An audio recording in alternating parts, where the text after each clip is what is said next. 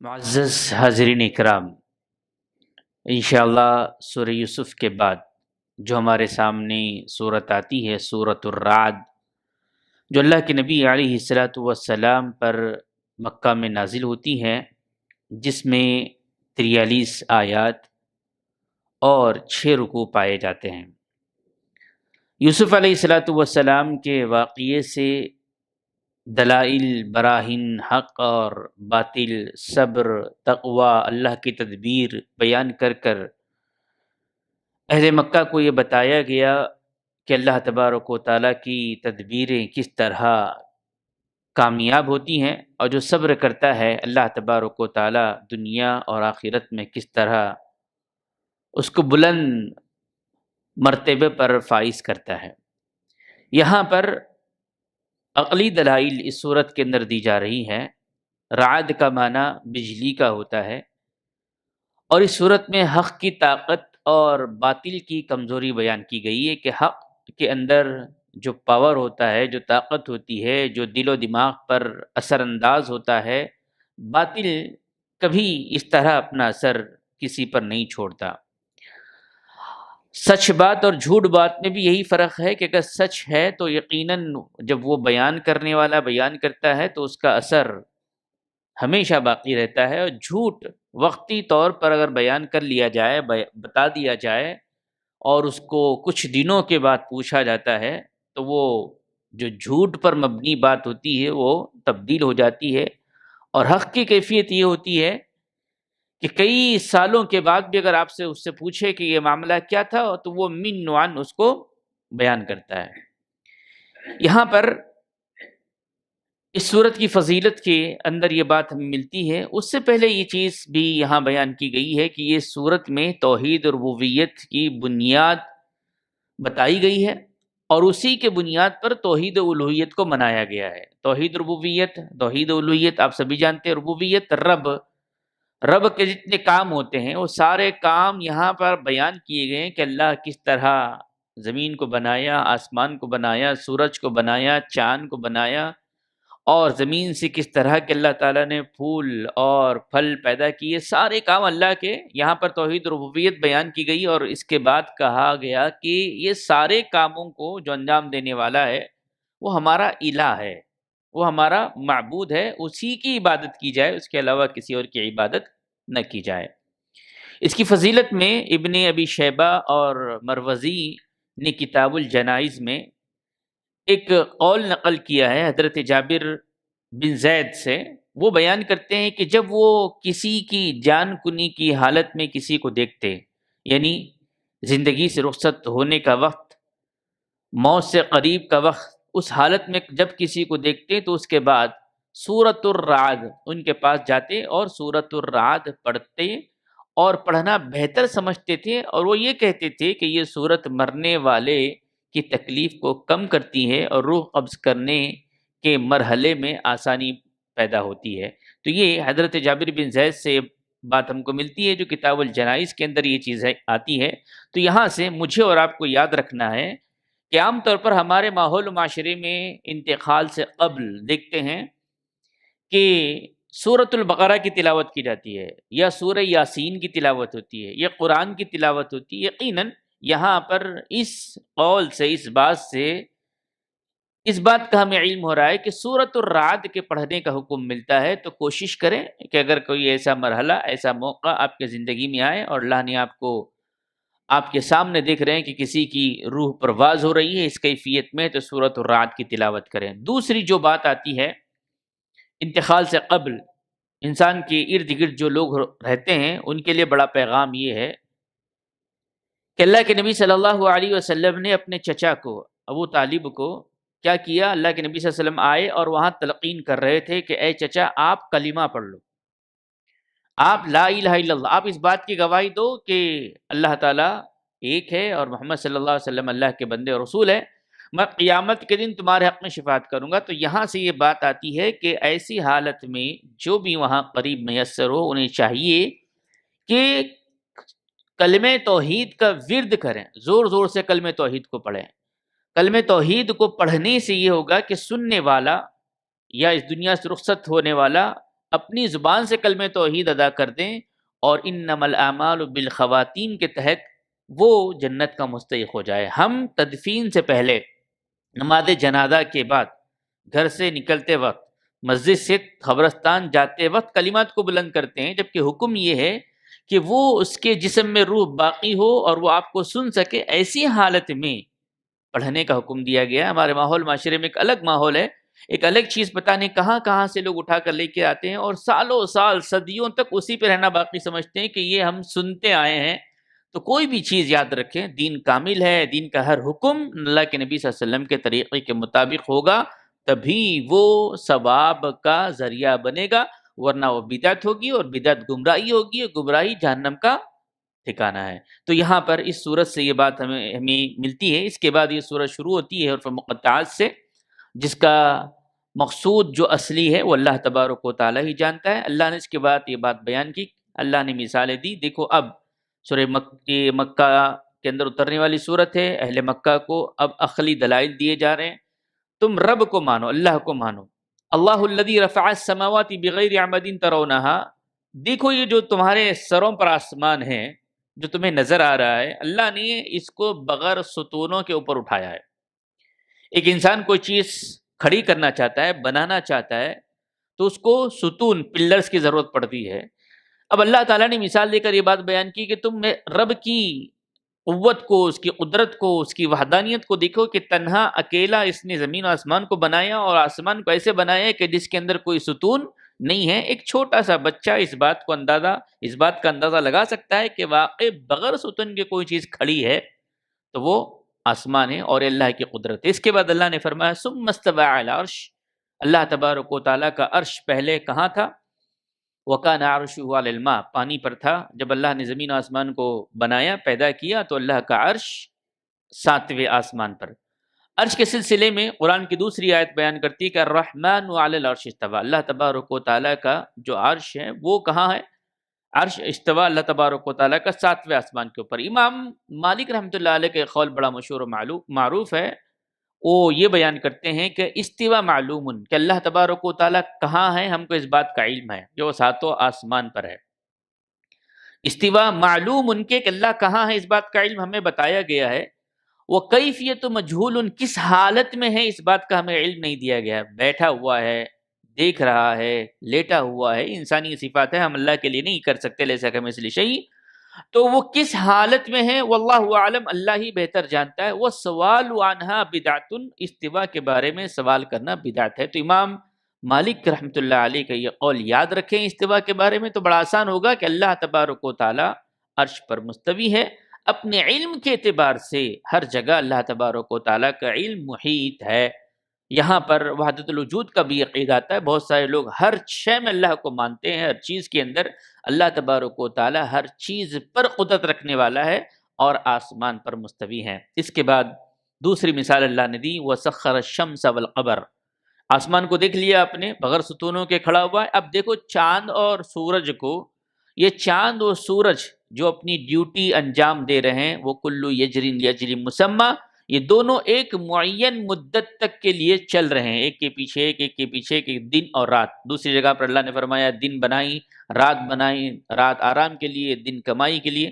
تو یہ جو نظام چل رہا ہے آسمان کا، سورج کا، چاند کا، تم غور تدبر کرو، یدبر الامر، یہ اللہ تبارک و تعالیٰ کے معاملات ہیں جو اللہ نے نظم کیا ہے۔ اور یفصل الآیات لعلکم بلقاء ربکم توقنون، آپ جانتے ہیں کہ اہل مکہ قیامت پر ایمان نہیں رکھتے تھے، مرنے کے بعد اٹھائے جانے پر ایمان نہیں رکھتے تھے۔ اللہ نے کہا کہ ان آیتوں کو ہم تفصیل سے بیان کر رہے ہیں، یفصل الآیات، زمین و آسمان کی پیدائش، سورج کی پیدائش، چاند کی پیدائش۔ اس کے بعد اللہ نے کہا کہ تاکہ تم اپنے رب کی ملاقات پر یقین کر سکو کہ یہ چیزیں پیدا ہوئی ہے، ایک وقت مقررہ تک ہے، اس کے بعد اس کا خاتمہ ہے، اور تم بھی پیدا کیے گئے ہو، تمہارا بھی خاتمہ ہے، اور تمہیں لوٹ کر آنا ہے۔ جب یہ کیفیت اہل مکہ کے سامنے رکھی گئی، اللہ ماشاء اللہ، اللہ نے جسے ہدایت دی وہ ہدایت کے راستے پر آ گئے، اور جنہیں نہیں دی وہ گمراہ رہے۔ اس کے بعد اللہ نے اور مثال دی، وَهُوَ الْأَرْضِ مَدَّ الْأَرْضِ، زمین کو ہم نے بچھایا ہے، بچھونا بنایا ہے۔ زمین کو اللہ نے جو مہیا کیا ہمارے لیے ایک بہت بڑی اللہ کی نعمت ہے، اور اللہ نے کہا کہ زمین کو ہم نے ایسے نہیں چھوڑا بلکہ اس کے اندر پہاڑ کو گاڑے. میخ بیان کی گئی. میخ کسے کہتے ہیں آپ جانتے ہیں کہ جب ہم چادر تانتے ہیں یا فنکشن کے مناسبت سے کوئی ٹینٹ لگاتے ہیں تو ہم دیکھتے ہیں کہ چاروں طرف سے اس کو سپورٹ دیا جاتا ہے اور بیچ میں ایک بڑا سا کھمبا لگایا جاتا ہے تاکہ اس کو مضبوطی سے رکھا جائے.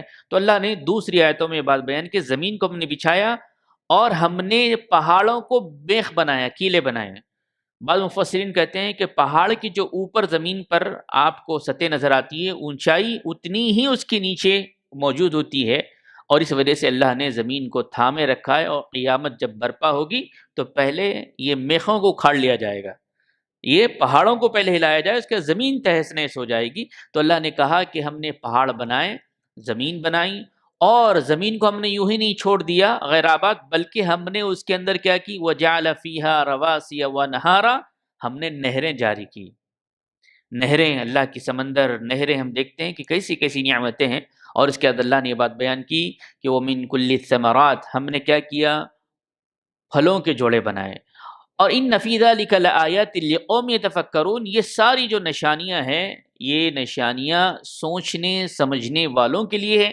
جو نہیں سوچتے نہیں سمجھتے وہ ان نشانیوں کو نہیں پہچان سکتے اور اللہ کی وحدانیت کا اندازہ نہیں لگا سکتے. تو یہاں پر یہ بات بیان کی گئی کہ اللہ تعالیٰ نے عقلی دلائل دیتے ہوئے انسانوں کو یہ بتایا. آج بہت سارے لوگ ہیں وہ کہتے ہیں کہ ہمیں مصیبت جو آتی ہے, پریشانی جو آتی ہے, سب کو دور کرنے والا, جب ان سے پوچھا جاتا ہے تم کو پیدا کرنے والا کون ہے تو وہ انگلی اٹھاتے ہیں آسمان کی طرف. لیکن جب بات ماننے کی آتی ہے, قبول کرنے کی آتی ہے, تو وہ قبول کرنے سے انکار کر دیتے ہیں. اس بات کا علم ہے کہ زمین, آسمان, سورج, ستارے, دریا, پہاڑ سب کو اللہ نے بنایا, لیکن جب گواہی دینے کی بات آتی ہے کہ آؤ اسلام میں, اسلام کو تسلیم کرو, اللہ کی وحدانیت کو مانو, گواہی دو, تو کہتے ہیں کہ نہیں ہم نہیں مانیں گے. اسی طرح اہل مکہ کا مرحلہ رہا. اور مثال دی اللہ نے کہ زمین کو دیکھو, زمین کے مختلف جو ہے انواع ہے. کوئی زمین زرخیز ہے, کوئی زمین لال ہے, کوئی زمین کالی ہے, کوئی زمین نرم ہے, کوئی زمین سخت ہے. اللہ نے یہ ساری مثالیں دی. اور مٹی ایک ہی صفت سے ہے, مٹی ایک ہی صفت سے ہے, اور پانی ایک صفت سے ہے. اللہ نے کیسی کیسی مثالیں دی. دیکھا مٹی کے اندر جب پانی جاتا ہے تو وہاں سے پیدا ہونے والی چیزوں پہ تم غور کرو. مٹی میں جب پانی ملایا جاتا ہے, زمین میں پانی اترتا ہے, پانی ایک قسم کا ہے اور مٹی کی کیفیت ایک جیسی ہے, انواع الگ الگ ہے. جب کوئی پھل وہاں سے نکلتا ہے تو کوئی میٹھا نکل رہا ہے اور کوئی کڑوا نکل رہا ہے, کوئی لذیذ نکل رہا ہے اور کوئی بدمزہ نکل رہا ہے. اور بعض زمینوں میں ایسا ہوتا ہے کہ اللہ نے ایک ہی پھل رکھا ہے, دوسرا پھل وہاں پر پیدا نہیں ہوتا. تو یہ ساری مثالیں تم غور کرو کہ کون ہے زمین میں دانے کے اندر یہ طاقت پیدا کرنے والا کہ ایک دانے سے ہزاروں دانے, ایک پھل کے دانے سے ہزاروں پھل, اور پھل کے ہما قسم کی چیزیں پھلیں جو ہمیں میسر اللہ نے نعمتیں دی ہیں. تو اللہ نے فرمایا لقومی یعقلون, یہ تمام نشانیاں اللہ کی کمال قدرت وحدانیت پر دلالت ہے, لہذا تم اللہ کی توحید ربوبیت کو اپناؤ. یہاں پر اتنا سمجھانے کے بعد پھر اللہ نے ایک اور مثال دی ہے جو بڑی اہم ہے. اللہ نے فرمایا اللہ یعلم ما تحمل كل انثى وما تغیض الارحام وما تغداد وكل شيء عنده بمقدار. دیکھیں زمین کی مثال کے بعد اللہ نے یہ بات بیان کی, اللہ ہی جانتا ہے کہ ماں کے پیٹ میں کس طرح اللہ نے انسان کو بنایا ہے. وہ لڑکا ہوگا یا لڑکی ہوگی, یا خوبصورت پیدا ہوگا یا بدصورت پیدا ہوگا, نیک بخت ہوگا یا بدبخت ہوگا, یا کوئی جسم کا حصہ کم ہوگا یا مکمل ہوگا. یہ ساری جو چیزیں اللہ نے رکھی ہے, اللہ فرماتا اللہ یعلم ما تحمل کل انثى, ہر مؤنث, ہر عورت جو اپنے پیٹ میں حمل کو لے کر اڑتی ہے, بیٹھتی ہے, پھرتی ہے, ہم جانتے ہیں کہ اس کے ساتھ کیا معاملہ ہونے والا ہے یا اس کے پاس کون سی چیز آنے والی ہے. یہ 9 مہینے یہ مکمل ہو کر ہوگا یا اس سے پہلے ہوگا یا اس کے بعد ہوگا. یہ سارے رحموں کا جو معاملہ ہے جس کے اندر کمی و بیشی ہوگی, یہ ساری چیزوں کا اندازہ اللہ تبارک و تعالیٰ کو ہے, اللہ کے علاوہ کسی اور کو نہیں ہے. یہ بھی ایک بڑی مثال اللہ تبارک و تعالیٰ نے یہاں دی. اس کے بعد اللہ نے فرمایا قل هل يستوي الاعمى والبصير، کیا نابینا اور بینا دونوں برابر ہو سکتے ہیں، دیکھنے والا اور نہیں دیکھنے والا؟ یقیناً ہے کہ نہیں ہو سکتے ہیں. پھر اللہ نے فرمایا ام هل تستوي الظلمات والنور، کیا تاریکی اور روشنی برابر ہو سکتی ہے؟ یقیناً نہیں ہو سکتی. آخری آیت لے کر اپنی بات کو ختم کرتے ہیں. اس صورت میں اللہ تعالیٰ نے دلوں کے سکون کا ذریعہ بیان کیا ہے.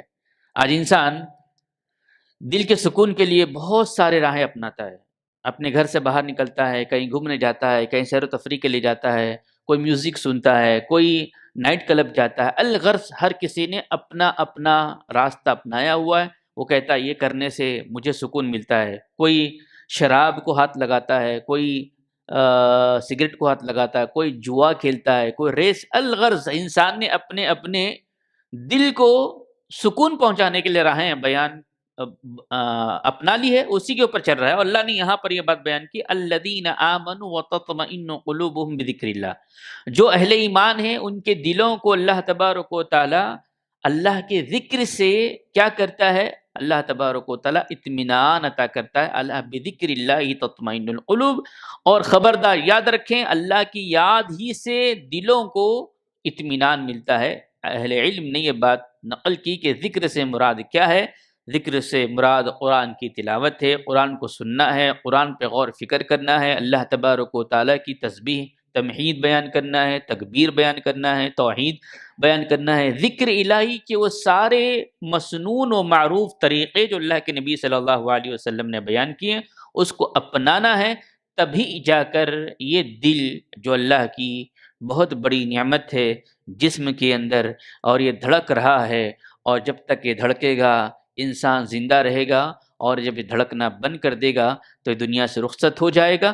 اللہ کے نبی صلی اللہ علیہ وسلم کی دوسری حدیث ہمارے سامنے آتی ہے کہ اللہ نے جسم میں گوشت کا ایک لوتھڑا بنایا ہے جس کو مضغہ کہا گیا ہے. مضغہ سے مراد دل. اور جب تک یہ صحیح رہتا ہے، اور اس کے صحیح رہنے کا، اطمینان میں رہنے کا، سکون میں رہنے کا ذریعہ اللہ کا ذکر ہے.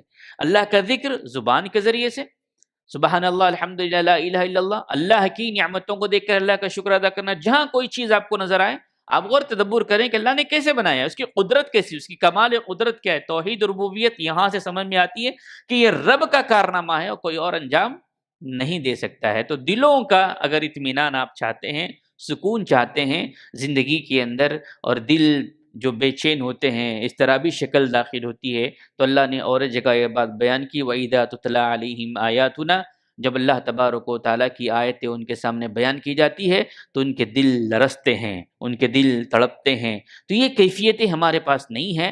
دنیاوی بڑے بڑے حادثے دیکھتے ہیں، کچھ وقت کے لیے پریشان ہو جاتے ہیں، لیکن حقیقت میں دلوں کا سکون اگر میسر حاصل کرنا ہے، اطمینان کے ساتھ زندگی گزارنی ہے، تو اللہ کے ذکر کو اپنے زندگی میں اپنانا پڑے گا. اور ذکر سے بھی لوگوں نے بہت سارے طریقے ایجاد کر رکھے ہیں. مسلمانوں نے پتہ نہیں کہاں کہاں سے دین لیا ہے.